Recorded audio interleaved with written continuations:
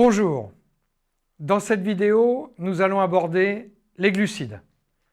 Qu'est-ce que les glucides? Les glucides constituent l'un des 3 macronutriments de notre alimentation avec les lipides et les protéines. Ils représentent la source d'énergie la plus importante de notre organisme et forment un élément essentiel d'un régime alimentaire varié et équilibré.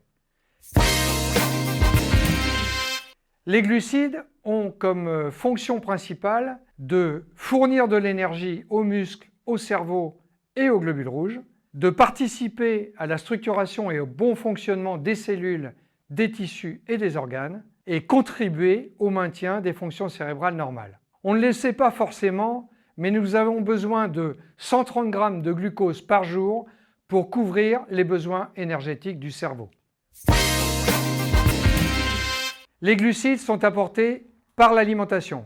Une partie est stockée sous forme de glycogène dans le foie et les muscles. Dans des situations extrêmes, notamment le sport, les graisses et les protéines peuvent être converties en glucose. Les aliments naturels sources de glucides sont les céréales complètes, les légumes, les fruits, les légumineuses et les tubercules.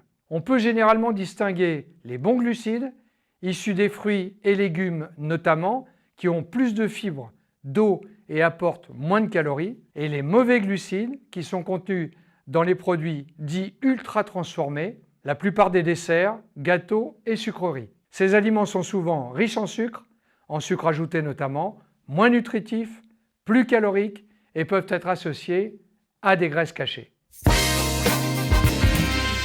Les glucides comprennent les sucres simples et les sucres dits complexes.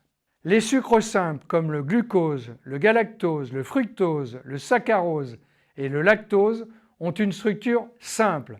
Ils sont facilement assimilés et ont un pouvoir sucrant. Le lactose est principalement présent dans le lait, le glucose et le fructose sont principalement issus des fruits. Les sucres complexes, composés de chaînes de multiples sucres simples, comme l'amidon, sont assimilés plus lentement et sont généralement moins goûteux ou sucrés en goût. L'index glycémique se mesure sur une échelle qui va de 0 à 100. Plus il est élevé et plus le glucose des glucides contenus dans les aliments que vous avez mangés est libéré dans le sang. Un certain nombre de facteurs influencent cet index. Le type de glucides absorbés, les méthodes de cuisson alimentaire, l'importance de la mastication et la durée du transit intestinal. Le fait de consommer des protéines et des fibres en même temps peut aussi diminuer cet index glycémique. Globalement, il est souvent recommandé de privilégier les aliments ayant un niveau modéré ou bas de sucre libre. On appelle ça l'index glycémique modéré ou bas. Et de limiter les aliments ayant un niveau élevé de sucre libre. On appelle ça l'index glycémique élevé. Ceci afin de minimiser la vitesse et la quantité de sucre simple absorbé. Il faut savoir que les sucres en excès peuvent en effet être convertis en triglycérides qui sont des graisses. Les fibres alimentaires sont des glucides non caloriques. Elles contribuent à la digestion et participent à l'enrichissement du microbiote intestinal. Elles peuvent également diminuer l'absorption des sucres. Les aliments riches en fibres peuvent favoriser la sensation de satiété. Les adultes devraient consommer idéalement au moins 25 g de fibres alimentaires par jour. Les besoins quotidiens en glucides sont d'au moins 40% de l'apport énergétique total. Donc l'apport énergétique total, c'est l'ensemble des calories apportées.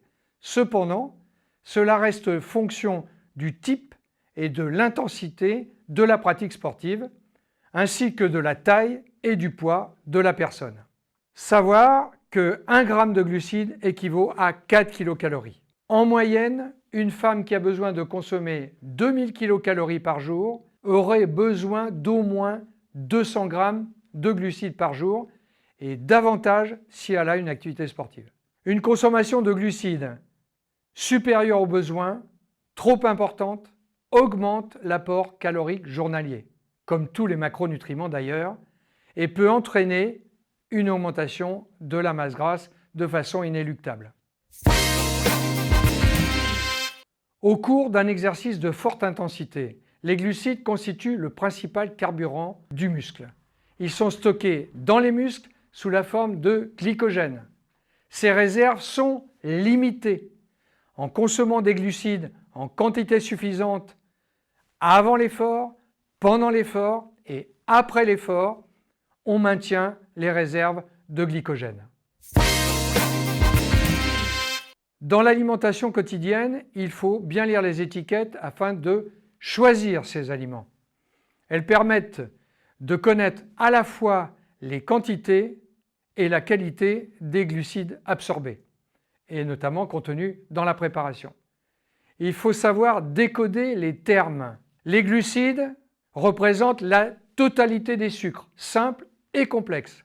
Les sucres au pluriel représentent la totalité des sucres simples, mono et disaccharides.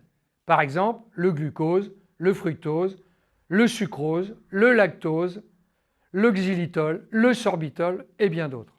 Le sucre au singulier représente le saccharose. C'est le sucre de table blanc issu de la betterave ou roux issu de la canne à sucre. Ce qui est intitulé sans sucre représente un produit qui ne contient pas plus de 0,5 g de sucre simple pour 100 g ou 100 ml.